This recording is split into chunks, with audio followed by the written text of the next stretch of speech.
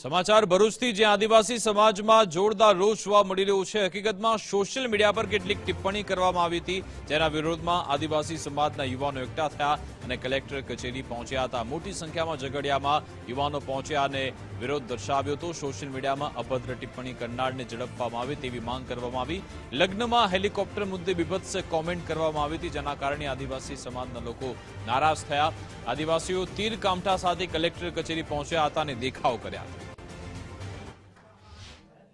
આ જે ઘટના બની છે, ચરોતરના લાલભાઈએ જે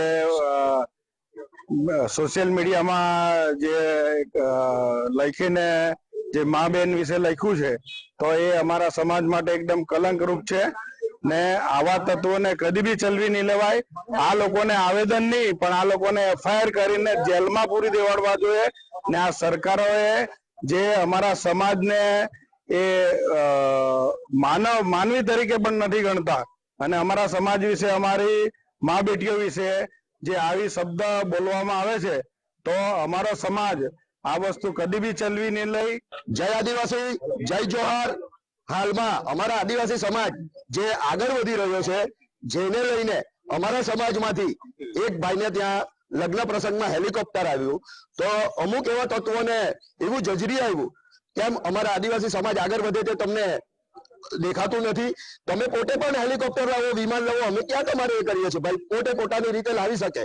તો આજે આદિવાસી સમાજ ઉપર લોકો આવી અભદ્ર ટિપ્પણીઓ કરે છે, આદિવાસી સમાજને ખુલ્લેઆમ સોશિયલ મીડિયાની અંદર ગાળો બોલે છે। તો આજે અંબાજીથી લઈને ઉમરગામ સુધી બે એવા તત્વો હતા। એક પેલા આપણે સમાજને તો કઈ નથી કહેતા, પણ એ સમાજમાં પણ કોઈ ને પેલી પાપડીની અંદર ઈયર એવા વિક્રમ ઠાકોર અને આર.કે. ઠાકોર એના વિરુદ્ધની અંદર આદિવાસી સમાજે આજથી 15 થી 20 દિવસ પહેલા અંબાજીથી લઈને ઉમરગામ સુધી અરજી આપી છે। હજુ સુધી એક્શન કેમ લેવામાં નથી આવી?